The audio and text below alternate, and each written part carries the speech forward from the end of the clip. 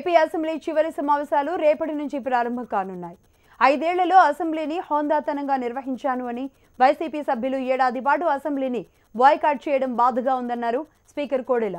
అసెంబ్లీని ఎందుకు బాయ్కాట్ చేశారో వారి విజ్ఞతకే వదిలేస్తున్నాను అన్నారు కోడెల.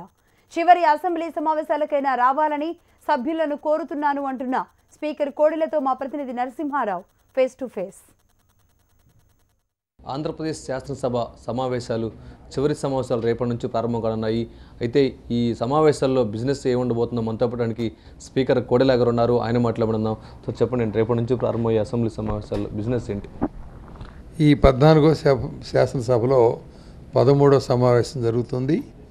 మరి 30, 31, 5, 6, 7, 8 మొత్తం 6 వర్కింగ్ డేస్లో ఈ శాసనసభ ఓట్ ఆన్ అకౌంట్ బడ్జెట్ సమావేశం జరగబోతున్నాయి. రేపు ఉభయ సభల గురించి గవర్నర్ గారి ప్రసంగం ఉంటుంది. తర్వాత 31వ తేదీన మరణించినటువంటి సిట్టింగ్ ఎమ్మెల్యే సర్వేశ్వరరావు పైన సంతాప తీర్మానం ఉంటుంది.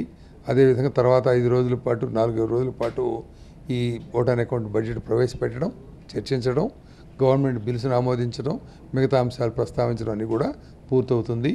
ఈ విధంగా 5 సంవత్సరాల కాలానికి ఈ బడ్జెట్ సమావేశాలు చివరి సమావేశాలు. సరే, ఈ 5 ఏళ్ల సమావేశాల్లో స్పీకర్గా ఎలా నిర్వహించారనుకుంటున్నారు? అంటే కాకుండా ప్రతిపక్షం సంవత్సరం పాటు కూడా బైకాట్ చేసింది. దీన్ని ఎలా మీరు ఫీల్ అవుతారు? ఈ 5 సంవత్సరాలు నాకైతే తృప్తిగానే ఉంది.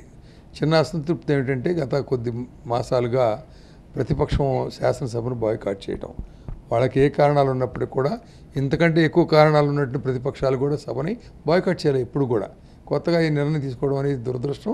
దానికి వాళ్ళు చెప్పుకునే కారణాలు వాళ్ళకున్నాయి, మరి అధికార పక్షం చెప్పే కారణాలు వీళ్ళకున్నాయి, ప్రజలు అనుకునే కారణాలు ప్రజలకు ఉన్నాయి. ఇవన్నీ కూడా ఏదనేది రేపు ఎన్నికల్లో ప్రజలు తేలుస్తారు. అసెంబ్లీకి రావడం కరెక్టా, రాకపోవడం కరెక్టా, ఏ కారణం చేత బాయ్కాట్ చేశారు అనేది ప్రజలు నిర్ణయిస్తారు. ఎందుకంటే అసలు అసెంబ్లీకి ఎన్నిక కావడం అనేది అసెంబ్లీ సమావేశాలు రావడం, ప్రజల సమస్యలు ప్రస్తావించడం, చర్చించడం, ఆ ప్రభుత్వాన్ని నిలదీయటం, వీటన్నిటి కోసం ఎన్నుకున్నారు. అసెంబ్లీని ఇది బయట పోయి ఏం చేస్తారండి ఎవరైనా? అంటే ఎమ్మెల్యేలు అధికార పార్టీలోకి మారారు, మంత్రి పదవులు అనిపిస్తున్నారు. స్పీకర్గా వాళ్ళపైన మేము చర్యలు తీసుకోవాలని చెప్పేసి ఇచ్చినా కూడా స్పీకర్ తీసుకోలేదు, మీ మీద అభియోగం. ఇప్పుడు ఈ పార్టీలు మారడం, మారిన వాళ్ళకి మంత్రులు ఇవ్వడం ఆంధ్రప్రదేశ్లోనే కొత్త కాదు. గతంలో ఇక్కడ ఉంది, తెలంగాణలో ఉంది, మిగతా రాష్ట్రాల్లో ఉంది, చాలా చోట్ల ఉంది. అలాంటి కొన్ని సంప్రదాయాలు బట్టి నడుస్తూ ఉంటాయి, కొన్ని చట్టాలు బట్టి నడుస్తూ ఉంటాయి, కొన్ని పరిస్థితులను బట్టి ఉంటాయి. స్పీకర్గా నాకు కొంత టైం ఉంది, వాడికి ఒక బాధ్యత ఉంది, విచక్షణ ఉంది. దాన్ని వినియోగించుకొని పనిచేయాలి వాళ్ళు. ఎందుకంటే వాళ్ళు కోరింది నేను చేయలేదు, వీళ్ళు కోరింది కూడా నేను చేయట్లేదు, ప్రతి అధికార పక్షం కోరింది కూడా చేయలేదు. ఎందుకంటే సభ్యులు గౌరవమైనటువంటి సభ్యులు, ప్రజల కోసం ఎన్నికైన సభ్యులు, ఒక విశిష్టమైనటువంటి వేదిక అసెంబ్లీ వేదిక అన్నమాట. ఈ బజార్లో ఎన్ని మాట్లాడినా, మీడియా సమావేశాలు ఎన్ని మాట్లాడినా, ఈ వేదిక మీద మాట్లాడేదానికి ఉండేటువంటి పవిత్రత, విశిష్టత ఎక్కడా ఉండదు. దాన్ని మిస్ అవుతున్నారంటే వాళ్ళ దురదృష్టం తప్పితే ప్రజల దురదృష్టం కూడా. అంతేగాని నేనేం చెప్పదలుచుకోలేదు వాటిపైన.